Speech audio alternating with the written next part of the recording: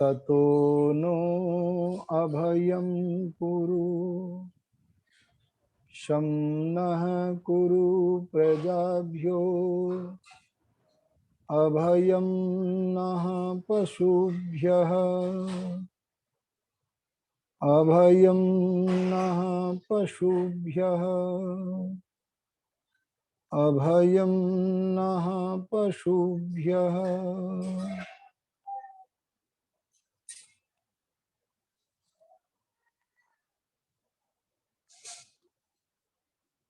अपने आर्य समाज मेहरौनी जनपद ललितपुर के तत्वावधान में अंतरजालीय संगोष्ठी में विराजमान अभी हम जिनके पावन विचारों को सुन रहे थे, आर्य समाज ललितपुर के प्रधान श्रीमान पुरुषोत्तम मुनि जी, और जिनका बहुत ही अच्छा वैदिक मिशन का भाव रहता है, आर्य समाज के प्रसार के कार्य में तत्पर रहते हैं, ऐसे आर्य समाज मेहरौनी के युवा मंत्री आदरणीय लखनलाल आर्य जी हमारे मध्य में जुड़े हुए हैं, जिनके भजन उपदेशों को हमने पीछे सुना था। आर्य भजनोपदेशक पंडित मुकेश शास्त्री जी, स्नातक गुरुकुल गौतम नगर दिल्ली। मेरठ से हमारे मध्य में हमारे समीप ही बने हुए हैं आदरणीय श्री वीर। उतना ही धर्म का लाभ हमें प्राप्त होता रहता है। किसी व्यक्ति से हम पूछें धर्म क्या है, तो कोई कहता है कृषि करना धर्म है।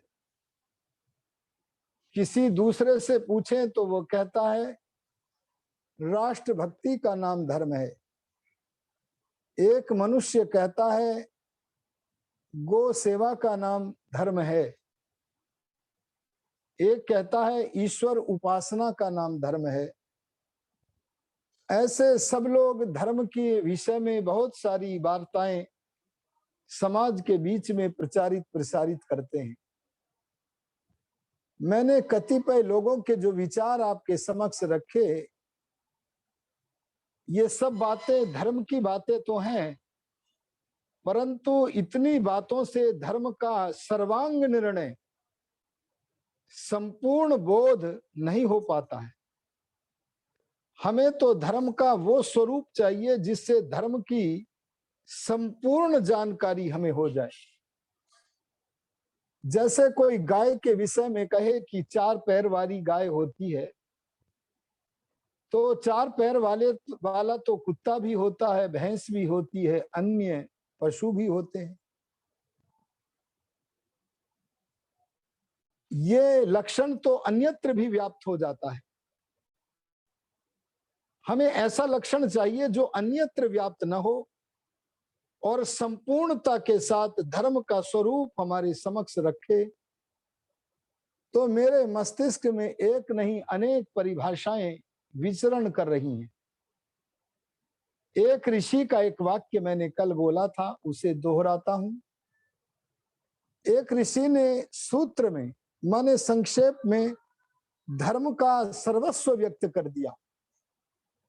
उन्होंने कहा यतो अभ्युदय निश्रेयस सिद्धि सधर्म। उन कर्मों का नाम धर्म है जिन कर्मों के करने से सांसारिक अभ्युदय, सांसारिक उन्नति, लौकिक उत्थान और लौकिक उत्थान के साथ साथ मानव जीवन का सर्वोत्तम धन मोक्ष भी प्राप्त हो। लौकिक उत्थान में चक्रवर्ती राज्य तक प्राप्त हो जाए, और मोक्ष का अर्थ है छूटना। इस मुक्ति में जहां हम सांसारिक सुखों से और दुखों से छूटते हैं, वहीं इस छूटने के साथ हमें कुछ मिलता भी है। शास्त्रों से पूछेंगे क्या मिलता है, तो शास्त्रकार कहते हैं कि जहां सांसारिक सुख और दुख छूटते हैं, वहां हमें विज्ञान की संपत्ति मिलती है। क्योंकि मानव का ज्ञातृत्व तो बहुत थोड़ा सा है। इसे अल्पज्य इसलिए कहते हैं, अरे मानव का ज्ञातृत्व तो केवल इतना है कि इसके पास जानने का सामर्थ्य है बस, पर ज्ञान नहीं है। ये यदि किसी विद्वान का सत्संग करता है तो ज्ञानी बन जाता है, पर इसका अपना ज्ञातृत्व तो केवल इतना है कि इसके पास जानने का स्वाभाविक सामर्थ्य है। और अगर इसे मोक्ष में परमात्मा का सत्संग मिल जाए तो इसके ज्ञान के सूर्य का प्रकाश विशाल और सुंदर हो जाता है। जहां सांसारिक सुख दुख न हो और विज्ञान का महान प्रकाश प्राप्त हो और परमात्मा का महान आनंद भी प्राप्त हो, परमात्मा के महान विज्ञान और आनंद को भोगता हुआ मुक्त आत्मा सर्वत्र अव्याहत गति से, जहां कोई रोक टोक नहीं है, ऐसी गति से यहां वहां जहां तहां सर्वत्र विचरण करता है, आनंद का उपभोग करता है, अनिर्वचनीय सुख ग्रहण करता है, अन्य मुक्त आत्माओं से मिलता है, मिलकर हर्षित होता है, सारी सृष्टि को देखता है, अपने पिता के राज्य में सर्वत्र विचरण करता है, ऐसा महापुरुष मोक्ष का अधिकारी कहलाता है। तो उन उत्तम कर्मों का नाम धर्म है कि जिनके धारण करने से सांसारिक उन्नति भी हो और मोक्ष भी हो। अभी आर्य समाज ललित मेहरौनी ललितपुर के प्रधान श्री पुरुषोत्तम मुनि जी हमारे समक्ष धर्म के 10 लक्षणों का वर्णन कर रहे थे। धृति क्षमा दमोस्तेयम शौचम इंद्रिय निग्रह धीर विद्या सत्यम क्रोधो दशकम धर्म लक्षणम। इस श्लोक को उद्धृत करते हुए इसमें 11वां एक लक्षण महर्षि दयानंद ने जोड़ा और उन्होंने कहा इस 10 के साथ 11वां एक लक्षण और जोड़ लो, वो है अहिंसा। अर्थात इन सारे गुणों को ग्रहण करना, अपने आचरण में लाना, व्यवहार में लाना, क्योंकि धर्म बोलने की वस्तु नहीं केवल, धर्म सुनने की वस्तु नहीं है केवल, बल्कि धर्म वस्तुतः आचरण की वस्तु है। ये धृति आदि गुण जब हमारे आचरण में आते हैं, उस आचरण का नाम धर्म है। और वस्तुतः इस आचरण की यदि हम समीक्षा करेंगे तो इससे हमारा जहां लौकिक उत्थान होगा, वहां हमारे मानव जीवन का सर्वोत्तम धन मोक्ष भी प्राप्त होगा। आज मैं धर्म का कथन करते हुआ, धर्म का स्वरूप आपके समक्ष रखता हुआ, किसी प्राचीन ऋषि के शब्दों पर विशेष विवेचन नहीं करूंगा, बल्कि महाभारत के बाद एक सत्य का दूत हमारे बीच में आया। उसने धर्म की परिभाषा हमारे सामने रखी। उस महर्षि दयानंद के द्वारा दिया हुआ जो धर्म का स्वरूप है, उसे मैं आपके समक्ष रखना चाहता हूं। आशा करता हूं कि आप ध्यान से सुनेंगे और धर्म के विषय में मैं जो बोल रहा हूं उतने से संबंधित अगर कोई प्रश्न होगा तो शंका समाधान के क्षणों में अपनी जिज्ञासा अवश्य रखेंगे। महर्षि दयानंद जी धर्म की परिभाषा करते हुए लिखते हैं, जिसका स्वरूप। क्या लिखते हैं? जिसका स्वरूप। किसका स्वरूप? उत्तर है धर्म का स्वरूप। महर्षि दयानंद धर्म का स्वरूप बताते हुए कहते हैं, जिसका स्वरूप ईश्वर की आज्ञा का यथावत पालन। अगर मैं इतने ही वाक्य का व्याख्यान करूं तो घंटों लग जाएंगे, आगे मैं कुछ कह न सकूंगा, लेकिन सूत्र रूप में सूत्रित कहूंगा, जिसका स्वरूप ईश्वर की आज्ञा। ईश्वर की एक आज्ञा अंतर्यामी रूप से परमात्मा हमें देता है। जिस समय हम कोई कर्म करते हैं, उस समय कर्म करते समय वह परमात्मा हमारे मन में कुछ कुछ पैदा करता है, हमारे मन में कुछ कुछ होता है। ये जो होता है ये आत्मा में होता है, पर आत्मा की में होता हुआ भी आत्मा की ओर से नहीं होता, आत्मा के अंतर्यामी परमात्मा की ओर से होता है। क्या होता है? ऋषि दयानंद जी महाराज अपने अनुभव के आधार पर कहते हैं, हो तो आत्मा में रहा है, पर आत्मा की ओर से आत्मा में नहीं हो रहा, आत्मा के अंतर्यामी परमात्मा की ओर से बुरे कर्म करने में भय, शंका और लज्जा हो रही। और यदि हम अच्छे कर्म करें तो उसमें अभय, उत्साह, निशंकता, आनंद उत्पन्न होता है। यह जीवात्मा में हो रहा है, पर जीवात्मा की ओर से नहीं, जीवात्मा के में परमात्मा की ओर से हो रहा है। आज इसका विस्तृत वर्णन मैं नहीं करूंगा, नहीं तो धर्म का बहुत सारा विवेचन रह जाएगा। महर्षि दयानंद ने कहा, कर्म करते समय आत्मा के भीतर जो पैदा होता है वो अंतर्यामी की शिक्षा है। जो मनुष्य इस अंतर्यामी की शिक्षा के अनुकूल चलता है वो धार्मिक बन जाता है, और जो उस शिक्षा को ठुकरा देता है वो अधार्मिक बन जाता है। यह स्थिति तो उस व्यक्ति की है जो जागरूक है पर योगी नहीं है, अच्छे कर्म करना चाहता है पर योगी नहीं है। पर जब कोई मनुष्य योगी बनता है, आहा, उसे तो चित स्वरूप परमात्मा ऐसे जनाता है जैसे सूर्य निकला हो, आंखें खुली हो, सामने की वस्तु दिख रही हो। निरुक्तकार ऋषि कहते हैं, ऋषि दर्शनात्, ऐसा मनुष्य जब पूर्ण योगी हो जाता है, ऋषि होता है, तो उसे अंतर्यामी अंदर दर्शन देते हैं, और उसे जो दर्शन होता है वो असामान्य ज्ञान का दर्शन होता है, प्रत्यक्ष परोक्ष विषय का दर्शन होता है। अगर कभी चित स्वरूप परमात्मा इस विषय पर मैंने प्रवचन दिया, तब आपके समक्ष यह वार्ता में सूक्ष्म रूप में उपस्थित कर सकूंगा कि जैसे हमारे माता पिता आचार्य हमें जनाते हैं, ऐसे परमात्मा भी योगी को जनाते हैं। महर्षि दयानंद के वे शब्दों का स्मरण करो। वे लिखते हैं, जब जब जिस जिस ऋषि ने जिस जिस बात को जानने की इच्छा से, अथवा जिस जिस वेद के मंत्र को जानने की इच्छा से समाधि को लगाया, तब तब अंतर्यामी परमात्मा ने समाधिस्थ ऋषि को उस ज्ञातव्य वस्तु का, उस मंत्र के अर्थ का ज्ञान कराया। ऐसे ज्ञान कराने वाला परमात्मा लिखा, जिसका स्वरूप ईश्वर की आज्ञा, ये कर्तव्य है, ये अकर्तव्य है, इसका ज्ञान कराने वाले परमात्मा से जो आज्ञा मिलती है, उस आज्ञा के पालन का नाम धर्म है। ये धर्म का पहला लक्षण महर्षि दयानंद ने किया है।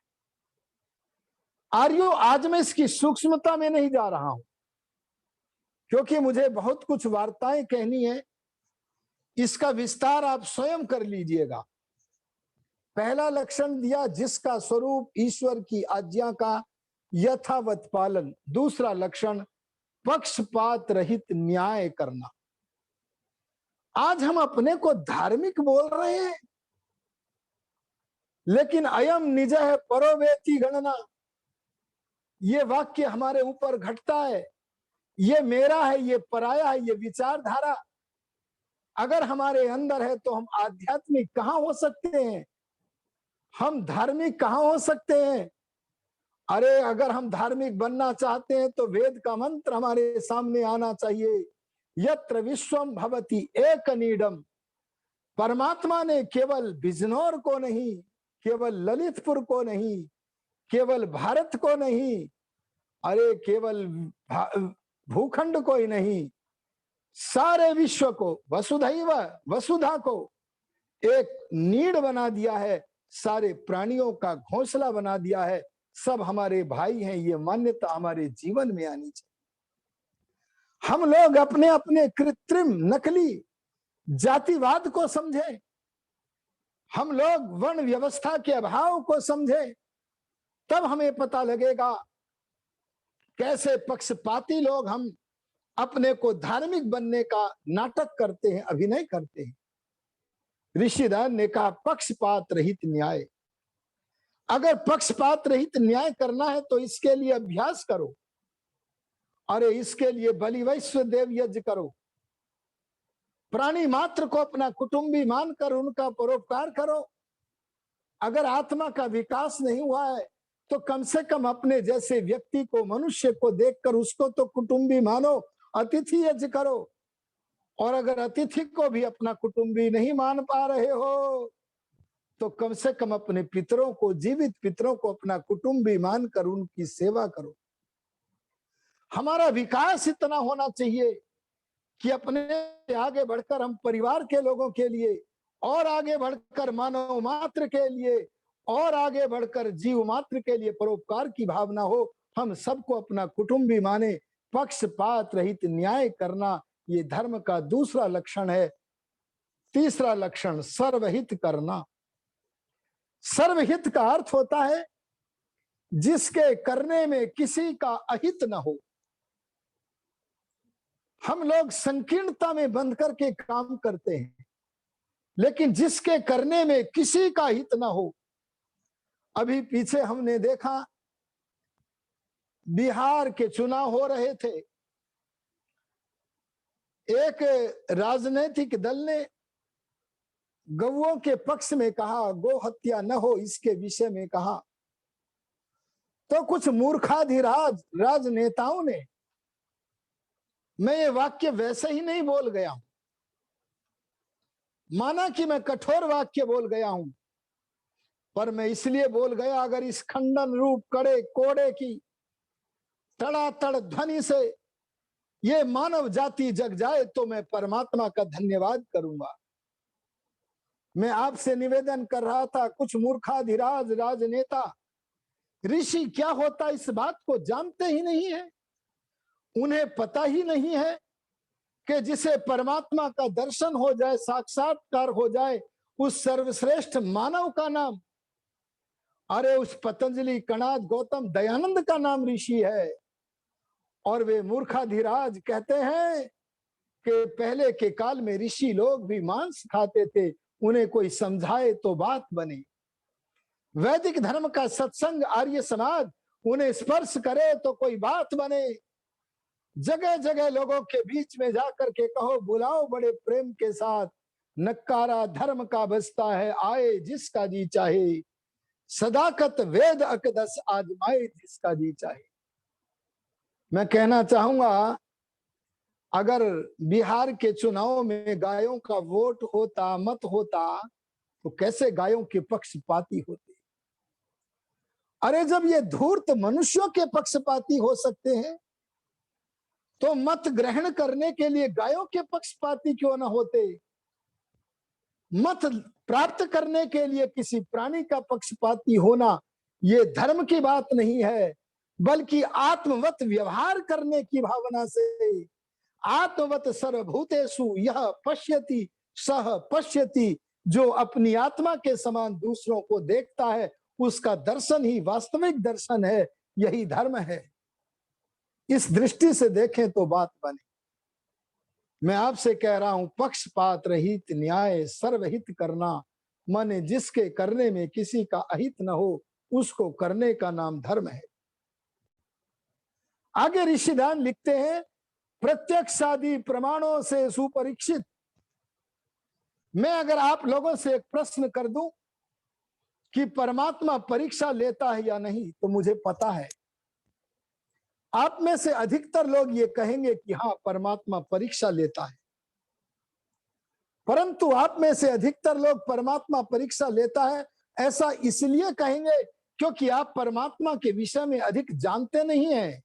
आप स्वाध्याय बहुत कम करते हैं। हाँ, अध्ययन तो आपका बहुत है, लेकिन स्वाध्याय की बहुत बड़ी कमी है। उस स्वाध्याय की कमी के कारण हम कहने लगते हैं परमात्मा परीक्षा लेता है। मैंने कई बार देखा हम किसी सामियाने के नीचे बैठे हुए प्रवचन कर रहे हैं, अकस्मात बूंदाबांदी होने लगी। कई बंधु श्रोता कहते हैं बैठे रहो बैठे रहो। प्रभु की कथा चल रही है, जो इसमें बैठा रहेगा वो परमात्मा की परीक्षा में पास है। वाह वाह वाह, भगवान को गच्चा देना चाहते हो? सारे कुकर्मों को करते हुए बूंद में बैठकर कथा श्रवण करके भगवान को धोखा देकर उसकी परीक्षा में पास होना चाहते हो? महर्षि दान ने सही कहा, परीक्षा के बाद जो ग्रहण करने योग्य हो सो धर्म है, और जो बिना परीक्षा किए, जैसी मेरी मां करती आ रही थी, जैसे मेरे पिता करते आ रहे थे, उसको मैं करूंगा, ये नहीं। अरे मनुष्यों, तुम जिन 5, 10, 20 पीढ़ियों के वर्तमान को पुरातन कह रहे हो, वो पुरातन नहीं है। अरे वास्तव में पुरातन तो सनातन है, और वो सदा नवीन भी है। महर्षि दयानंद से पूछा, सनातन किसे कहते हैं? तब उन्होंने कहा, जो न नया हो न पुराना हो। आज संसार में अनेक प्रकार के मत चल रहे हैं। आज वे नए हैं, आगे चलकर पुराने हो जाएंगे। पर मैं इन दोनों को धर्म नहीं मानता। अरे नए और पुरानों में केवल इतना अंतर है, जो आज नया है वो कल पुराना हो जाएगा, और जो आज पुराना है वो कहते मैं दयानंद तो उसे धर्म मानता हूं जो सनातन। और सनातनम हे नमाहु, सनातन उसे कहना जो सदा से हो। मैं इसकी व्याख्या थोड़ा रुक कर करूंगा। अभी तो मैं कहना चाहूंगा, जिसके करने में किसी का अहित न हो, सबका हित हो, उसका नाम धर्म है। प्रत्यक्षादि प्रमाणों से परीक्षित सुपरीक्षित। देखो परीक्षा, एक तो जो अत्यंत मूर्ख है, हर व्यक्ति हर विषय में विद्वान नहीं होता। सत्य असत्य के निर्णय करने में हर व्यक्ति विद्वान नहीं है। एक स्वर्णकार ये बता देता है कि यह आभूषण कितने प्रतिशत स्वर्ण युक्त है और कितने प्रतिशत इसमें स्वर्ण नहीं है, क्योंकि उसके पास स्वर्ण की परीक्षा करने की कसौटी विद्यमान है।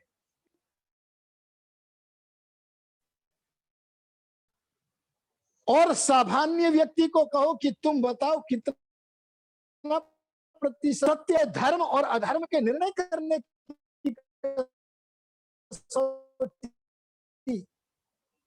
वो 5 प्रकार की कसौटी। अगर उस कसौटी पर कस करके आप जानना चाहेंगे तो सत्य असत्य आपके समक्ष समुपस्थित हो जाएगा। ऋषि दयान ने कहा, एक तो जिसके पास सत्य असत्य के निर्णय करने की कसौटी नहीं है, वह व्यक्ति गणेश को दूध पिलाता घूमेगा। वह व्यक्ति परमात्मा की मूर्तियां बनाकर, अरे जब साकार वायु की मूर्ति नहीं बन सकती, तो तुम निराकार परमात्मा जो अनंत आकाश में व्यापक है, उसकी मूर्ति कहां से ले आए? ये निर्णय करने की कसौटी नहीं है। वो उसे परमात्मा मानकर पूछता रहेगा, वो धर्माचरण नहीं कर सकता। इसलिए मैं कहता हूं, जिसके पास सत्य असत्य के निर्णय करने की सत्यार्थ प्रकाश में वेदादि ग्रंथों के आधार पर लिखी गई पंचधा परीक्षा, 5 प्रकार की कसौटी परीक्षा नहीं पता, वो भी धर्म को नहीं जान सकता। और एक परीक्षा वो नहीं लेता जिसे सब कुछ पता है। आज मैं सर्वज्ञ शब्द का अर्थ करने नहीं बैठा। अगर मैं परमात्मा की सर्वज्ञता की व्याख्या करने लगूं तो मैं आपको कहना चाहूंगा, ए मनुष्यों, तुम्हारी दृष्टि में जो भविष्यत है वो परमात्मा के लिए वर्तमान है। ए मनुष्यों, तुम्हारी दृष्टि में अब वर्तमान में जहां तुम्हारी पहुंच नहीं है, और वहां की बात को भी अगर आप जान सके तो वो वर्तमान परमात्मा के लिए वर्तमान कभी कभी तुम्हारे लिए होता, परमात्मा के लिए वो वर्तमान सदा वर्तमान है। और जो होकर नहीं रहा, अरे जो तुम्हारे लिए भूत है भविष्यत है, वो परमात्मा के लिए सदा वर्तमान है, उसका ज्ञान सदा एक रस है। लेकिन मैं अब तो इतना कहना चाहूंगा, जो सर्वज्ञ है, सब कुछ जानता है, सदा जानता है, उसे भला कौन सी बात जाननी शेष है कि जिसे जानने के लिए वह परीक्षा लेने लगे। इसलिए कभी ऐसा वाक्य मत बोलना कि परमात्मा परीक्षा लेता है। मुस्लिम मत की समीक्षा करते हुए, ईसाई मत की समीक्षा करते हुए ऋषिदान सत्यार्थ प्रकाश में लिखते हैं, क्या तुम्हारा खुदा पहले से भविष्य की बातें नहीं जानता था जो परीक्षा लेने बैठ गया। ए कुरान के लिखने वाले, ए बाइबल के लिखने वाले, तुमने परमात्मा को सर्वज्ञ नहीं है ऐसा ठहरा दिया। अगर वेद के आधार पर आप परमात्मा को इस शुद्ध स्वरूप को जानोगे तो पता लगेगा परमात्मा अपनी सर्वज्ञता के कारण परीक्षा नहीं लेता। और जिसके पास परीक्षा लेने की कसौटी नहीं आती, सत्य असत्य के निर्णय करने की परीक्षा की योग्यता नहीं है, वह अत्यंत अल्पज्ञ व्यक्ति भी परीक्षा नहीं लेता। इसलिए परीक्षा बनने के लिए विद्वान होना चाहिए। सर्वज्ञ भगवान नहीं लेता, पर जो विद्वान होता है वो परीक्षा लेकर के तब उसे ग्रहण करता, उसका आचरण करता। ऋषिदान ने धर्म को समझाते हुए सही लिखा, प्रत्यक्ष आदि 8 प्रमाण है। प्रत्यक्ष आदि प्रमाण पूर्वक परीक्षा के साथ जो आचरण करने योग्य है वो धर्म है। अब प्रश्न होता है, ये धर्म किसके लिए है?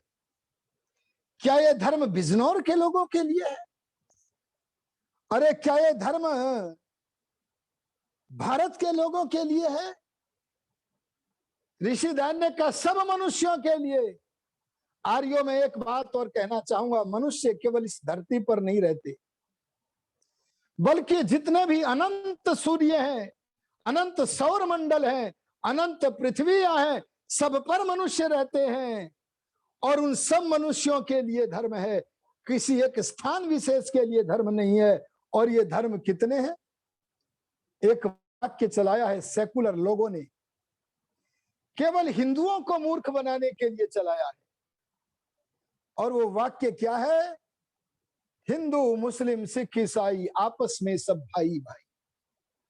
एक वाक्य चलाया, ईश्वर अल्लाह तेरे नाम सबको सम्मति दे भगवान।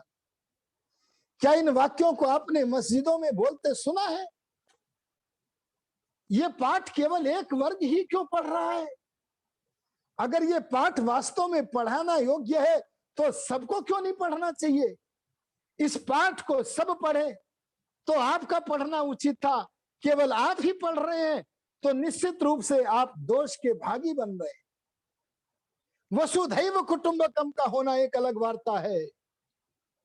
आपको मैं उदारता का पाठ पढ़ाना चाहता हूं। इस प्रसंग में उदार बनना चाहिए। ऋषिदान के जीवन में पग पग पर उदारता है। अपने आप को जहर देने वाले लोगों को उदारता का परिचय देते हुए क्षमा कर देते हैं, ये उदारता है। जिन स्त्रियों को पढ़ने का अधिकार नहीं है उनके लिए पठन पाठन के द्वार खोल देते हैं, ये उदारता है।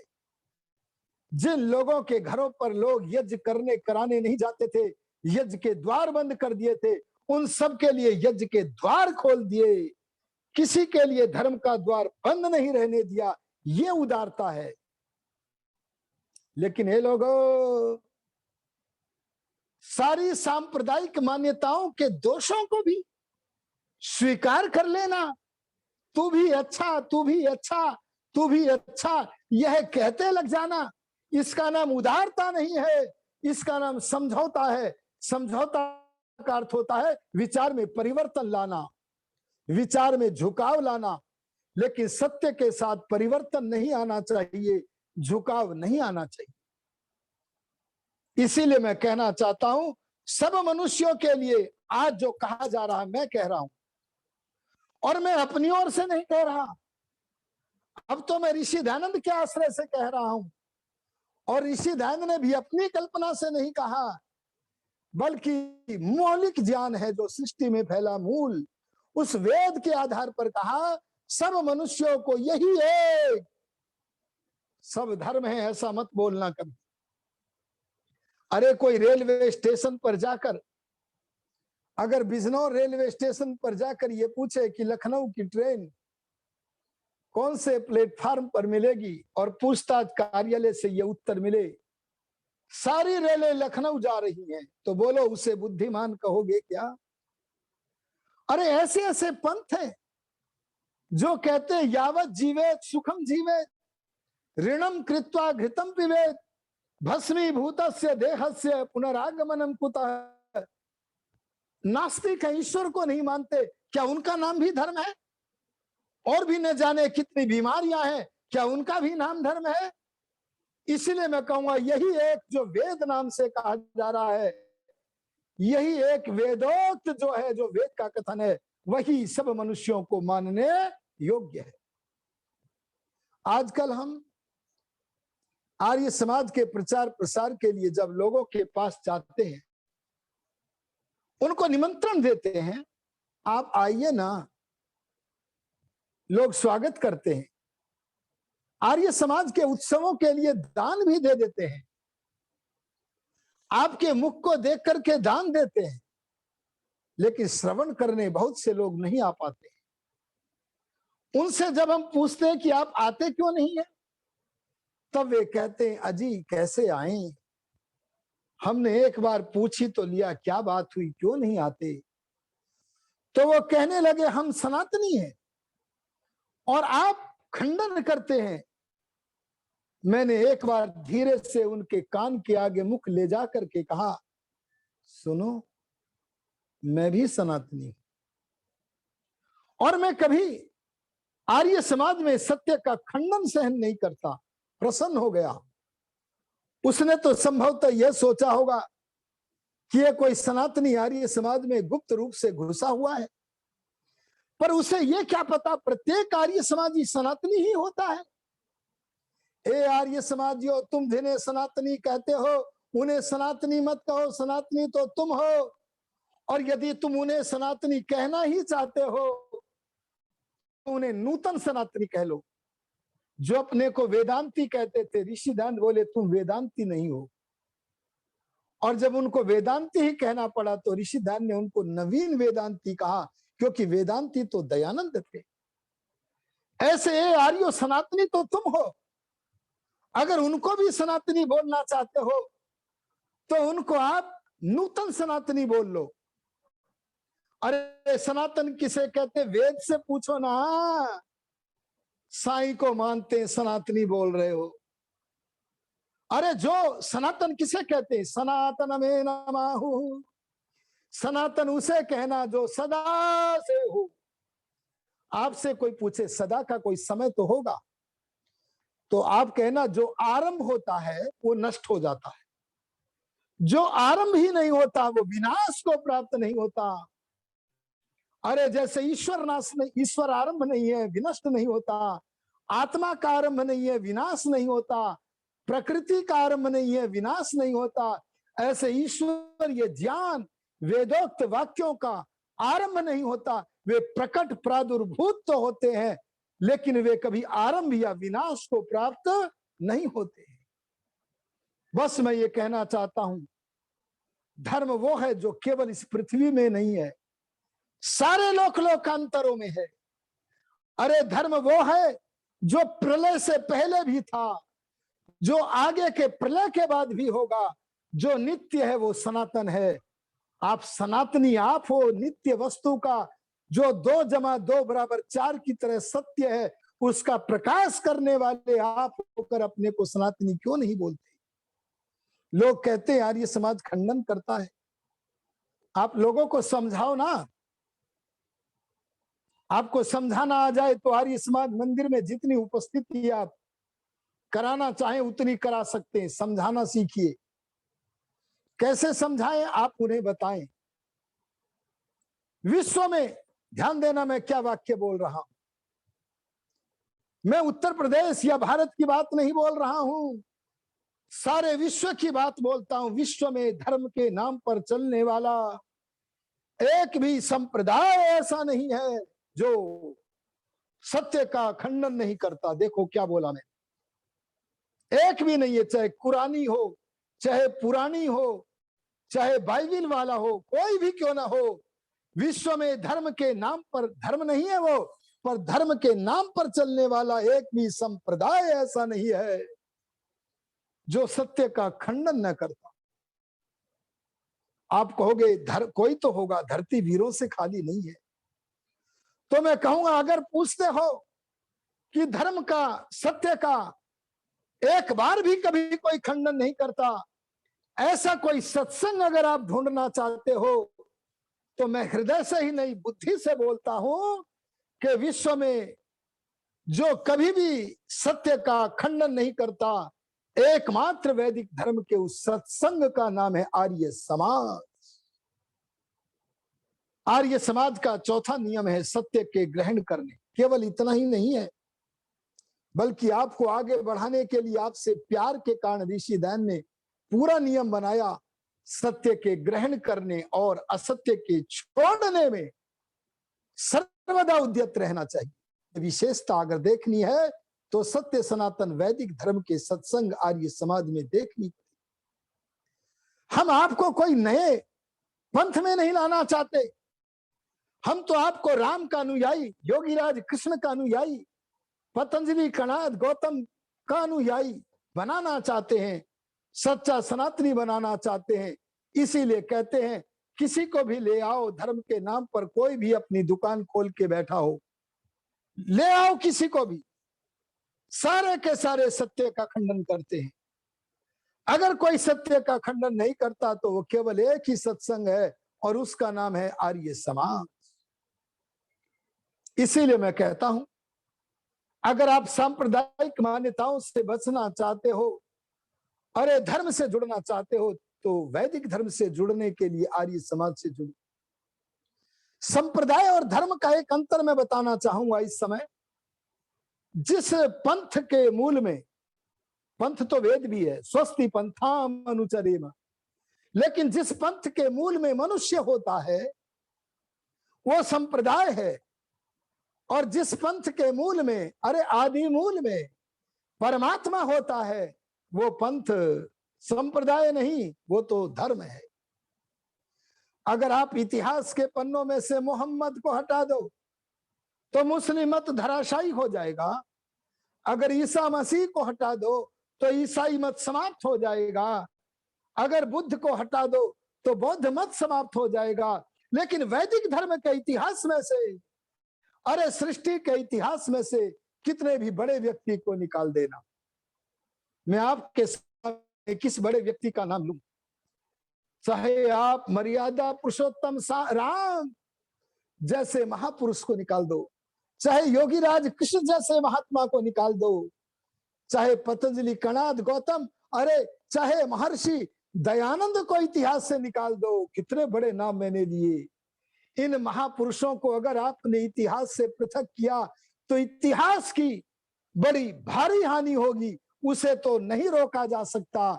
लेकिन वैदिक धर्म धराशायी नहीं होगा, क्योंकि वैदिक धर्म के मूल में राम नहीं है, वैदिक धर्म के मूल में कृष्ण नहीं है, वैदिक धर्म के मूल में दयानंद नहीं है। इन महापुरुषों के पहले भी वैदिक धर्म था, अब भी है और आगे भी रहेगा। हाँ, जो सदा नित्य है वही वेद है, वही धर्म है। इसलिए मैं कहना चाहूंगा, ये राम हो, कृष्ण हो, दयानंद हो, ये सारे के सारे धर्म के प्रचारक हैं, प्रसारक हैं, संरक्षक हैं, उपदेशक हैं। अगर धर्म का आदि मूल कोई तत्व है तो उस तत्व का नाम है परमपिता परमात्मा।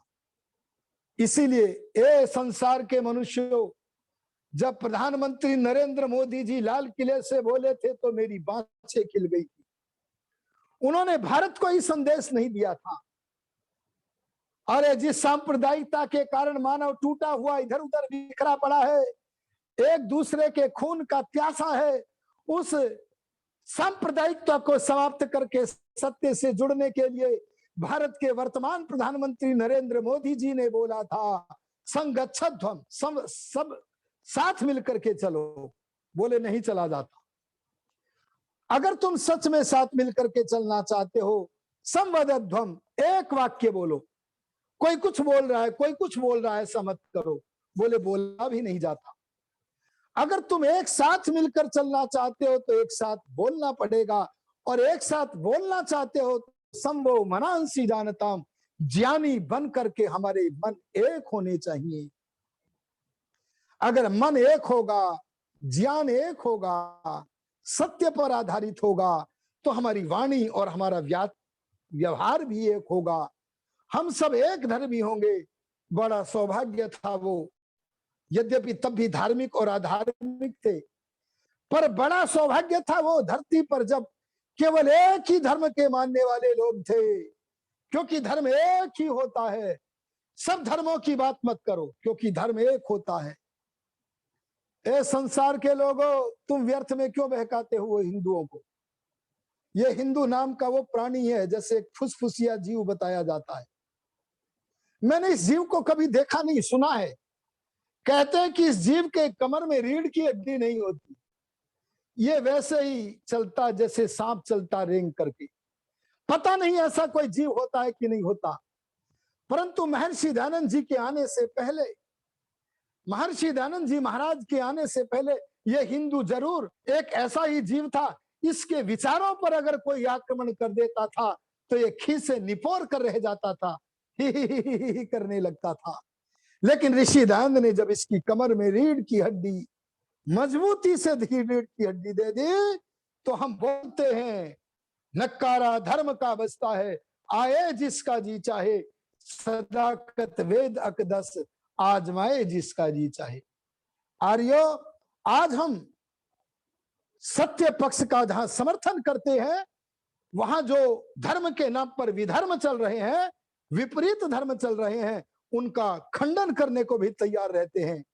हमारा उद्देश्य किसी का मन दुखाकर, खंडन करके मन दुखाना नहीं है, बल्कि हमारा उद्देश्य तो सारी मानव जाति में एकता लाना है।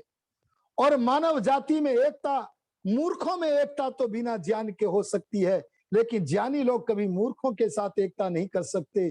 सारी मानव जाति में अगर एकता हो तो सत्य को स्वीकार करना पड़ेगा। जिसके मूल में मनुष्य हो, उन संप्रदायों को छोड़कर जिसके मूल में परमपिता परमात्मा। देखो आर्य समाज के नियम को। महर्षि दयानंद अगर महात्मा बुद्ध की तरह सांप्रदायिक होते तो वे लिखते बुद्धम शरणम गच्छामि की तरह, क्या मेरे बनाए ग्रंथ सत्यार्थ प्रकाश का पढ़ना पढ़ाना और सुनना सुनाना सब आर्यों का परम धर्म है। लेकिन उन्होंने ऐसा नहीं लिखा आर्य समाज के नियम में। उन्होंने कोई नवीन पंथ चलाने की भावना नहीं की। वे सत्यार्थ प्रकाश में लिखते हैं, मेरा किसी नवीन कल्पना को चलाने का लेस मात्र भी अभिप्राय नहीं है, बल्कि जो वेदों की बातें हैं और वेदों के भक्त ब्रह्मा से लेकर जैमिनी पर्यंत ऋषियों की बातें हैं, उन्हीं बातों का प्रचार प्रसार करना मेरा उद्देश्य है। अर्थात सनातन बात को प्रचार करने वाले दयानंद राम और कृष्ण जैसे लोग होते हैं, लेकिन वास्तव में धर्म का मूल तो वेद होता है। मैं अपनी वाणी को उपसंहार की ओर ले जाना चाहूंगा, क्योंकि जो समय मेरे लिए निर्धारित था 8:50 वो होने को है। मैं उपसंहार की ओर ले जाता हुआ आपसे निवेदन करना चाहूंगा, आप कहीं भी चले जाओ पर मूल को बचा के रखना। मूल को, ए मनुष्यों, आप गीता को भी पढ़ना, आप इतिहास की पुस्तक रामायण को भी पढ़ना, आप न्याय दर्शन, योग दर्शन, सांख्य, वेदांत को पढ़ना, आप सत्यार्थ प्रकाश को भी पढ़ना, सारे अच्छे ग्रंथों को पढ़ना, क्योंकि जो वेदों के रहस्य को खोलते हैं उन सब को पढ़ना। लेकिन मूल वस्तु वेद को कभी मत छोड़ना। और जो वेद का खंडन करे, उन वस्तुओं को तिलांजलि दे देना, उनका विनाश चाहना। क्योंकि धर्म के प्रकाश तभी होगा जब अधर्म का विनाश होगा। सब धर्मों की बात करो, ये वाक्य तुम्हें छोड़ना होगा। धर्म एक है, वेदोक्त है, यह वाक्य ग्रहण करना होगा। जरा विचार करो, भगवान कितने हैं? उत्तर मिलेगा एक। तो एक भगवान मनुष्यों को तोड़ तोड़ कर रखना चाहते कि सबको जोड़कर? अरे जब एक पिता अपने बच्चों को जोड़कर संयुक्त करके रखना चाहता है, तो भला परम पिता परमात्मा अपने बेटे और बेटियों को जोड़कर एक करके एकता के सूत्र में पिरोकर क्यों नहीं रखना चाहेगा। इसलिए जैसे भगवान एक है, ऐसे भगवान का संविधान एक है जिसका नाम वेद। मैं कहना चाहूंगा, कहीं भी चले जाओ, मूल की रक्षा कर लो, मूल की। एक पिता ने अपने पुत्र को कहा, बेटा लो ये कमंडल पकड़ो, इस कमंडल में थोड़ा दूध ले आओ, थोड़ा दही ले आओ, थोड़ा घी ले आओ और 50 रुपए दे दिए। अब वो व्यक्ति बाजार में जाकर के सोचता कमंडल एक है, वस्तुएं 3 है, रुपए भी 50 ही है, भला घी भी कैसे ले जाऊं, दूध भी। सोच विचार कर रहा है, तभी किसी बुद्धिमान ने कहा, ए बालक तुम क्या सोच विचार कर रहे हो। उसने कहा, पिता ने दूध भी मंगाया है, दही भी मंगाया है, घी भी मंगाया है, मैं तीनों वस्तुएं एक कमंडल में कैसे ले जाऊं। तब बुद्धिमान ने कहा, मूल को ले जाओ, मूल को। अरे तुम दही को ले गए तो दही से घी तो बना लोगे, लेकिन दही से दूध नहीं बना सकते।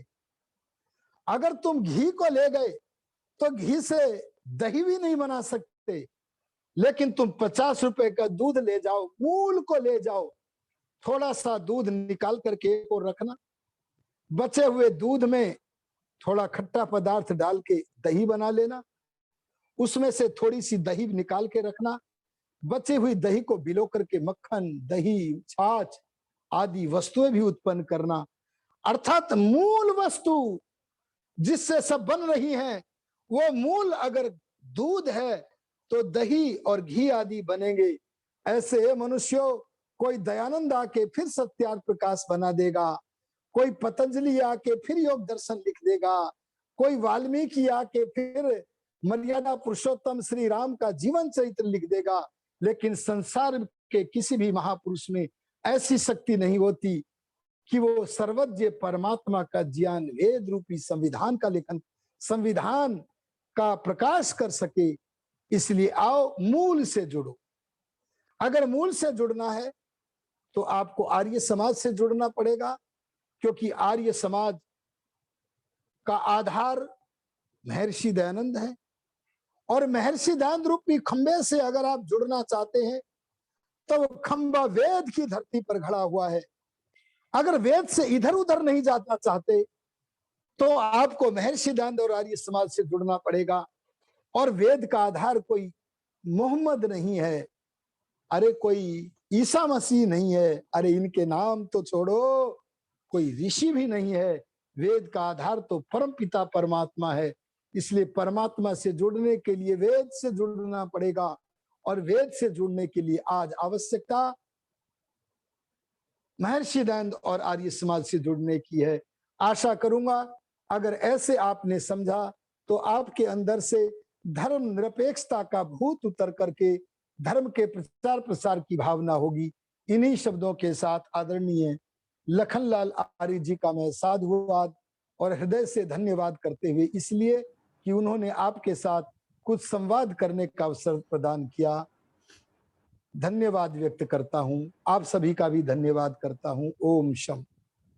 ओम शम। और आचार्य विष्णुमित्र वेदार्थी जी ने 50 मिनट का हमने समय आपको दिया था, उसी निर्धारित समय में आपने अपनी बात रखी। बहुत बहुत आभार आपका।